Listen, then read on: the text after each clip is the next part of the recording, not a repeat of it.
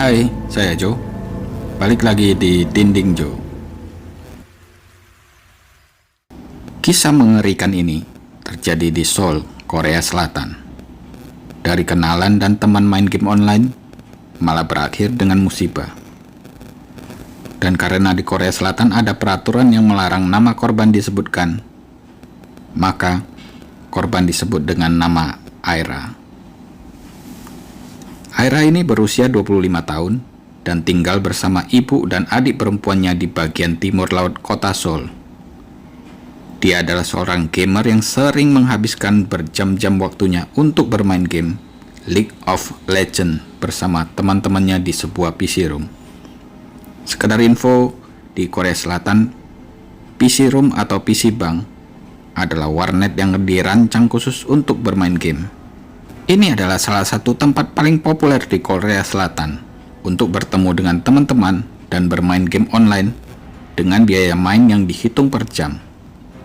Harga per jam sekitar $1 atau Rp14.000. Dan karena sebagian besar mereka buka 24 jam setiap harinya, orang-orang bisa menghabiskan waktu berjam-jam atau bahkan menginap di sini untuk bermain video game favorit mereka atau sekedar nongkrong bersama teman-teman mereka sambil ngemil, minum-minum, atau makan. Pada hari Natal di tahun 2020, Aira memutuskan untuk bertemu dengan beberapa teman bermain gamenya di tempat nongkrong yang tidak jauh dari rumah mereka. Tetapi kali ini ada wajah baru di antara teman-temannya, yaitu seorang pemuda yang bernama Kim Tae-hyun yang lahir pada tahun 1996. Kim setahun lebih muda dari Aira, dan dia juga seorang gamer yang suka memainkan game League of Legends, di mana dari game tersebut dia mendapatkan banyak teman-teman online. Orang-orang yang tahu Kim dari game online tersebut menggambarkan dia sebagai pria pendiam yang kebanyakan menyendiri dan suka bermain video game. Tidak ada yang benar-benar aneh tentang Kim, dan dia tampak seperti pria yang baik-baik saja. Pada saat dia berusia 19 tahun, Kim drop out dari kampusnya dan bekerja di sebuah internet cafe, di mana pekerjaannya hanyalah membetulkan komputer yang bermasalah. Lalu, pada tahun 2016, Kim mengikuti wajib militer selama 2 tahun di negaranya. Setelah menjalankan kewajibannya, Kim tinggal di daerah Gangnam dan kembali bekerja di internet cafe milik temannya.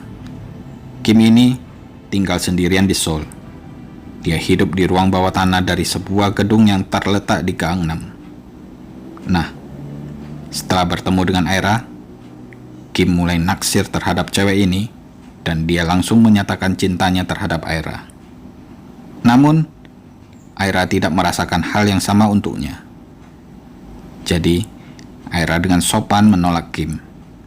Sayangnya, Kim tidak mau menerima jawaban tidak dari Aira. Kim terus mengganggu dan berusaha mendekati Aira. Sampai-sampai Aira merasa muak dan menyuruhnya pergi. Hal ini menyebabkan pertengkaran di antara Aira dan Kim. Dan sesudahnya, Aira mulai menghindari Kim. Apabila ada acara kumpul-kumpul dengan teman-teman game online lainnya, Aira selalu tidak mau hadir apabila ada Kim di sana. Nah, sekarang mungkin kalian akan berpikir kalau Kim pasti akan berhenti mengejar Aira dan meninggalkan Aira yang tidak tertarik dengan dirinya. Tetapi bukan itu yang Kim lakukan. Dia malah mulai mengejar Aira di media sosial dan mengirim ratusan chat di kolom chatting game online. Kim juga menelpon Aira berkali-kali dan meninggalkan pesan suara dan SMS yang menyeramkan. Aira yang ketakutan mencoba memblokir Kim di semua media sosialnya. Tetapi Kim terus membuat akun baru lainnya sehingga dia dapat terus mengetahui apa yang Aira lakukan. Aira bahkan mengganti nomor teleponnya dengan nomor telepon yang baru. Tetapi entah bagaimana, Kim berhasil mengetahui nomor baru tersebut dan mulai menelpon Aira dari handphone milik teman-temannya Kim dan juga dari telepon umum. Semakin lama, obsesi Kim dengan Aira terus meningkat. Pada bulan Januari 2021, dia bahkan mulai menguntitnya dan muncul di tempat-tempat favorit Aira nongkrong. Aira terpaksa mengubah rutinitasnya berkali-kali dengan harapan bahwa dia bisa menghindari Kim. Tetapi, entah bagaimana, Kim selalu bisa tahu di mana Aira berada setiap saat. Dan, sangat disayangkan, pada suatu hari, Aira telah melakukan suatu kesalahan fatal, yaitu dia telah memposting gambar paket barang yang dia terima di media sosialnya. Sebenarnya, tujuannya adalah untuk menunjukkan isi dalam paket tersebut terhadap followernya. Tapi Aira lupa untuk menutup alamatnya, sehingga alamatnya terlihat dengan jelas di postingan tersebut. Dan ketika Kim mengecek akun media sosial milik Aira, dia menemukan postingan ini. Dari sinilah, Kim akhirnya dapat mengetahui di mana Aira tinggal. Pada hari Minggu tanggal 23 Maret 2021, Kim memutuskan untuk datang ke rumah Aira. Dengan pikiran yang sudah dipenuhi rencana jahat, Kim akan membuat Aira membayar semua perbuatannya. Kim merasa Aira harus diberi pelajaran karena telah menolak cintanya dan juga memblokir akun Kim di media sosial. Kim telah merencanakan semua ini selama berminggu-minggu. Dia bahkan juga mencari di internet beberapa hal seperti tempat-tempat darurat untuk bersembunyi dan bagaimana cara membunuh orang dengan cepat. Kim tahu apa yang ingin dia lakukan terhadap Aira, dan dia yakin pasti Aira akan menyesal telah menolak cintanya selama ini. Dia lalu mengeluarkan ransel putih dari lemari dan mengisinya dengan beberapa pakaian, lakban besar, sepasang sarung tangan, dan beberapa senjata. Kemudian memakai pakaian serba hitam, seperti celana hitam, t-shirt hitam, dan hoodie hitam. Lalu dia keluar dari rumahnya. Pada jam 5:08 di sore hari, dari CCTV terlihat Kim memasuki sebuah PC bank atau warnet yang letaknya hanya berjarak 220 meter dari rumahnya Aira, di mana Aira sering nongkrong di sana. Kim berada di sana sekitar 10 menit, dan pada pukul 5:22, CCTV menangkap sosok Kim yang pergi ke area merokok untuk mencari seseorang, tapi dia tidak menemukan orang tersebut. 5 menit kemudian, dia pergi dari warnet tersebut dan menuju ke supermarket terdekat, di mana dia membeli sebuah senjata yang rencananya akan digunakan untuk menyakiti Aira. Pada pukul 5:35, Kim pergi ke apartemen Aira di daerah Junggae-dong, Nowonggu, Timur Laut Seoul. Dia menyamar sebagai seorang kurir pengiriman paket. Sesampainya di apartemen tersebut, Kim mengetuk pintu dan menunggu untuk dibukakan. Tapi, dari dalam apartemen, ada suara yang berteriak, yang mengatakan agar paket diletakkan di depan pintu saja. Kim lalu meninggalkan paket itu di depan pintu dan berpura-pura pergi. Kim menunggu beberapa menit dengan sabar di samping pintu. Dan ketika pintu apartemen terbuka dari dalam, Kim melihat seorang gadis mengambil paket tersebut.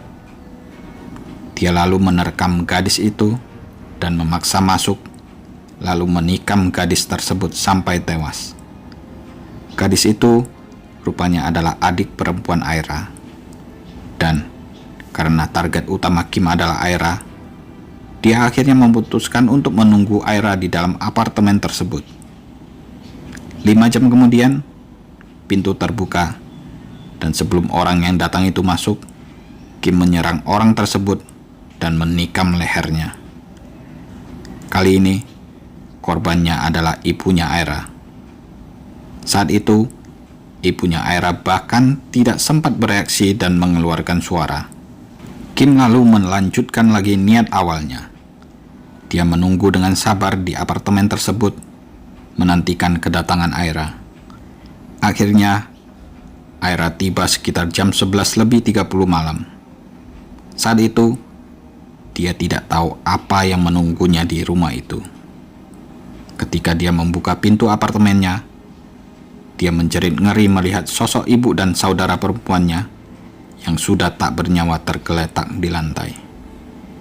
Tapi sebelum dia bisa melakukan apapun, Kim muncul dari kegelapan dan mengatakan pada Aira, "Semua gara-gara kamu, Aira.